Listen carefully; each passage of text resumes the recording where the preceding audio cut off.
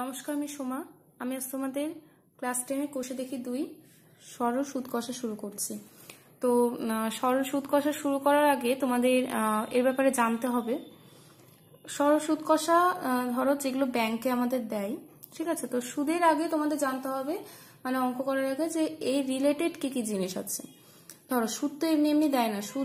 সুদ আমাদের কখন দেয়, মানে যখন আমরা কোনো টাকা ব্যাংকে জমা দিই, বা কেউ ধরো আমাকে টাকা ধার দিল, ঠিক আছে?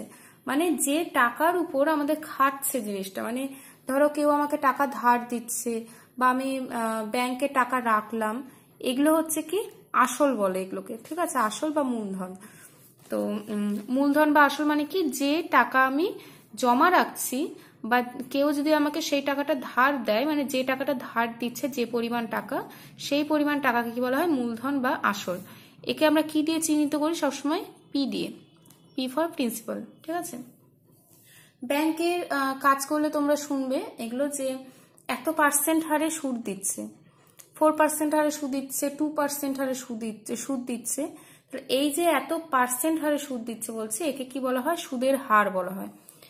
ইংলিশে বলা হয় রেট অফ ইন্টারেস্ট, একে স্মল আর দিয়ে ডিনোট করে। আচ্ছা, তারপর হচ্ছে সময়। আমরা তো ব্যাংকে এমনি এমনি টাকা ফেলে দিয়ে আসি না, ঠিক আছে? ব্যাংকে যদি টাকা রাখি, ধরো আমি বলবো 3 বছরের জন্য টাকা রাখলাম, বা কেউ আমাকে টাকা ধার দিল, বললো 2 বছরের জন্য টাকা ধার দিচ্ছে। এই যে জিনিসটা, একে কি বলা হচ্ছে? সময়। তাহলে যে টাইমের জন্য আমি টাকাটা রাখছি, বা যে টাইমের জন্য কেউ আমাকে ধার দিচ্ছে টাকাটা, সেটাকে কি বলা হচ্ছে? সময়। T for time, small tea দিয়ে ডিনোট করছি। এবার ধরো সুদে আসল জিনিসটা কি? ব্যাংকে আমি 2000 টাকা রেখেছি, আমি 2 বছর পর টাকা পাচ্ছি ওখানে, ধরো 2000-এর সাথে আর 100 টাকা বেশি পেয়েছি, মানে 2100 টাকা পাচ্ছি আমি, ঠিক আছে? এই জিনিসটা কি? সুদে আসল। 2000 টাকা তো ছিলই, তার সাথে যে 100 টাকাটা যে পাচ্ছি, ওটা কি আমার টোটাল দুজনকে অ্যাড করলে আমরা পাই সুদে আসলে। তাহলে সুদে আসলে মানে কি? অ্যাকচুয়ালি হচ্ছে সুদ প্লাস আসল, ঠিক আছে? আর সুদকে আমরা কি দিয়ে মানে চিহ্নিত করি? আই দিয়ে, আই ফর ইন্টারেস্ট। মানে যেটা আমরা এক্সট্রা টাকা পাবো সেটাকে হচ্ছে সুদ বলা হয়। তাহলে সুদের ফর্মুলা কি? মানে সরল সুদের ফর্মুলা হচ্ছে পি আর টি বাই 100। সরল সুদের ফর্মুলা হচ্ছে এটা, পি আর টি বাই 100। একটাই ফর্মুলা আমাদের চ্যাপ্টারে, এটা দিয়ে যায়। আচ্ছা, আর গুলো যখন বলবে, যখনই অঙ্ক দেখবে যে পার্সেন্ট দিয়ে শতকরা চিহ্ন দেওয়া আছে, সেটা আর এর মান দেওয়া থাকে, ঠিক আছে? আর এই যে সময়টা যেটা বললাম, সেটা সবসময় বছরে হিসাব হয়। তোমাকে যদি মাসও দিয়ে দেয় বা দিনও দিয়ে দেয়, সেগুলোকে আমাদের ফার্স্টে বছর বানাতে হবে, তারপর আমরা হিসাব করতে পারবো। আর যেটা পি, সেটা দেখে বুঝতে পারবে যে টাকাটার উপর আমাদের খাটবে সুদটা, সেই টাকাটাকে হচ্ছে পি বলা হয়।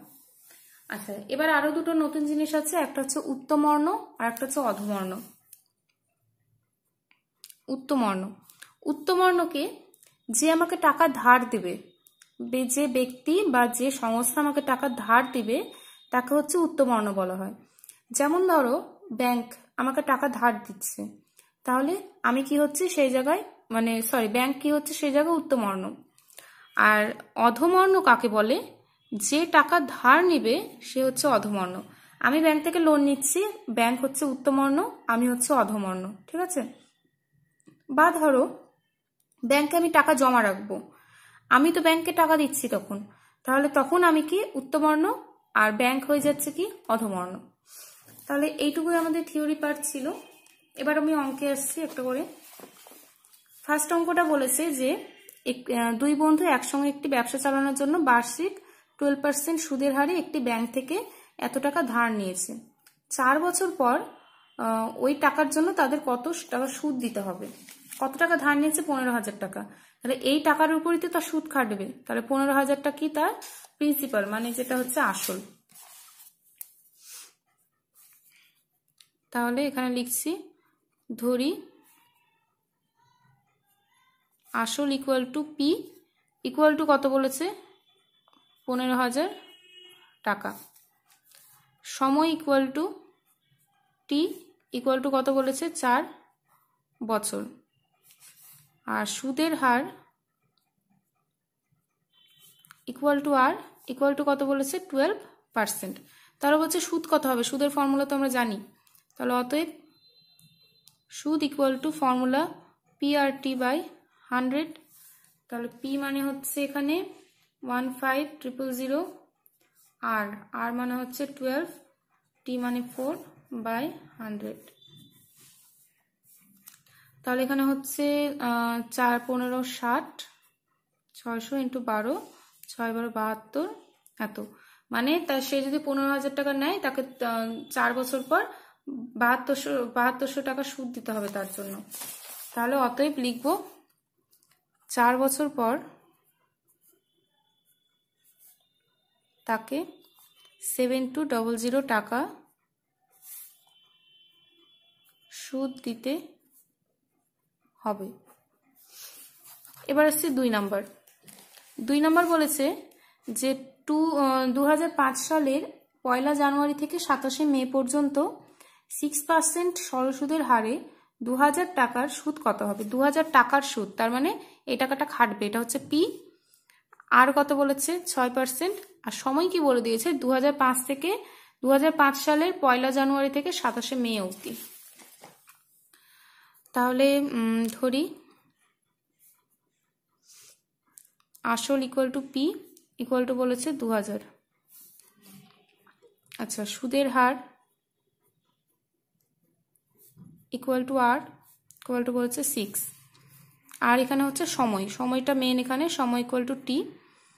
এখানে টাইমটা বলেছে 2005 সালের 1 জানুয়ারি থেকে 27 মে পর্যন্ত। তাহলে দেখো জানুয়ারি মাস 31 দিন, তাহলে জানুয়ারি মাসের 31 দিন হচ্ছে 2005 সাল বলেছে, 5 সাল লিপ ইয়ার না, তার মানে ফেব্রুয়ারি মাস কত দিনের 28 দিন, জানুয়ারি ফেব্রুয়ারি মার্চ মাস কত 31 দিন, মার্চ এপ্রিল মাস 30 দিনের, আর বলে হচ্ছে 27 মে, তাহলে মে মাসের 27 অবধি।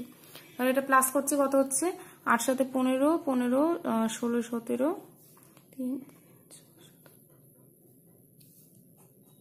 এত দিন। অঙ্ক বোঝানোর সময় ফার্স্টেই বললাম দিন থাকলে ওকে বছর বানাতে হবে, তাহলে বছর বানালে 365 ভাগ, মানে টি ইকুয়াল টু এত বছর। তাহলে সুদ বের করতে বলেছে, তাহলে অতএব সুদ ইকুয়াল টু ফর্মুলা হচ্ছে পি আর টি বাই 100। তাহলে পি মানে 2000, আর মানে 6, টি হচ্ছে 147 বাই 365 বাই 100, এটা কাটছে। তাহলে এখানে হবে হচ্ছে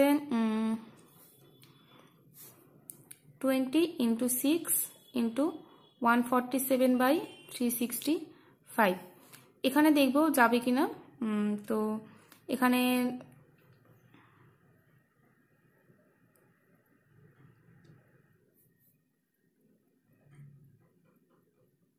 পাঁচ দিয়ে যাবে 4, 5 দিয়ে হচ্ছে 5 7 35, 5 3। আচ্ছা, আর হয়তো যাবে না এখানে, তো এটা আমরা গুণ করলে পাই হচ্ছে 3528 বাই 73। এবার নর্মালি ভাগ করছি 292, এখানে হবে হচ্ছে 068। এবার 8 দিয়ে যায়, 8 দিয়ে গেলে হচ্ছে 584, 4 2, পয়েন্ট দিয়ে একটু 0 নিচ্ছে, তাহলে 3।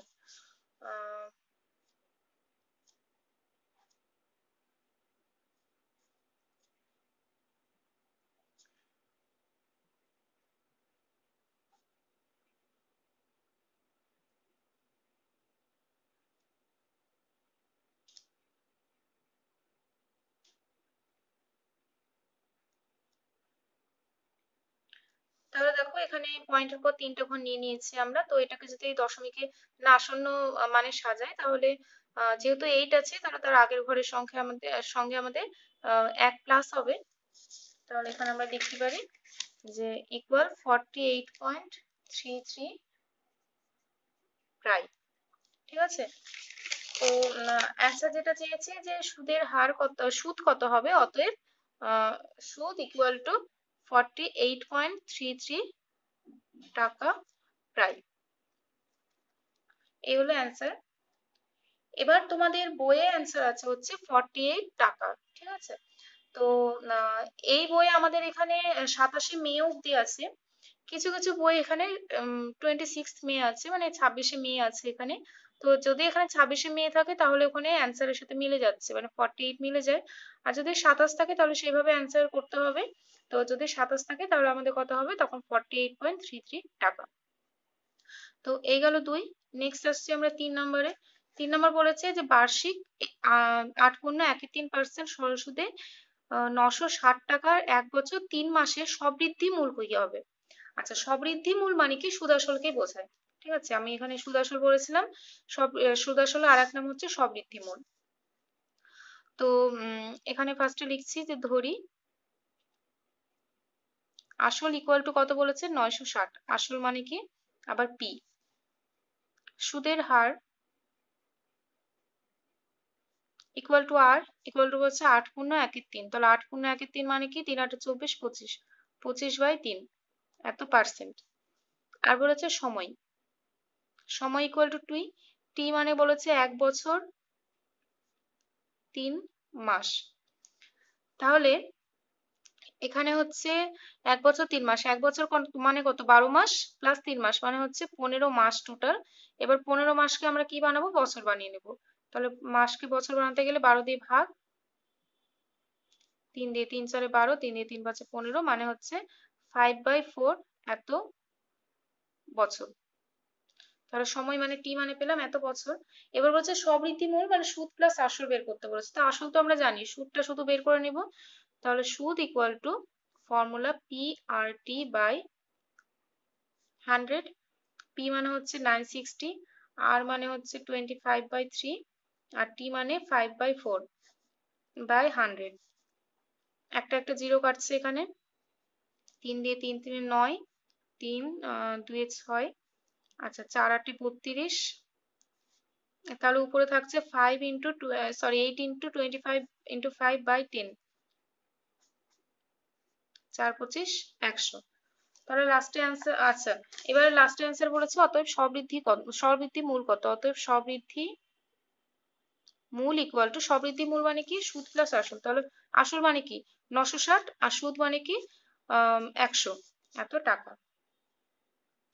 তাহলে লিখবো অতএব সবৃদ্ধি মূল ইকুয়াল টু 960 প্লাস 100 মানে কত, 1016 এত টাকা। এই গেল অ্যান্সার। নেক্সট 4 নম্বর বলেছে উৎপল বাবু তার জমি চাষ করার জন্য সমবায় ব্যাংক থেকে 6% সরল সুদের হারে এত টাকা, 3200 টাকা 2 বছরের জন্য ধার নিয়েছিলেন। 2 বছরের পর তাকে সুদে আসলে কত টাকা সুদ দিতে হবে। ঠিক আছে, উপরের অঙ্ক আমাদের সবৃদ্ধিমূল ইউজ করেছিল, এবার সুদে আসলে ইউজ করছে। তো 3200 টাকা ধার নিয়েছিল, মানে 3200 টাকার উপর তার সুদ কাটবে, মানে 3200টা তার কি, যে সবৃদ্ধিমূল সরি আসল। তাহলে লিখছি ধরি আসল equal to P equal to কত, 3200 টাকা। সুদের হার equal to R equal to 6, আর সময় equal to T equal to কত, 2। তাহলে অতএব সুদ equal to formula P R T by 100। P মানে হচ্ছে 3200, আর মানে 6, টি মানে 2 বাই 100। তাহলে এখানে কত হচ্ছে, 6 দিয়ে 12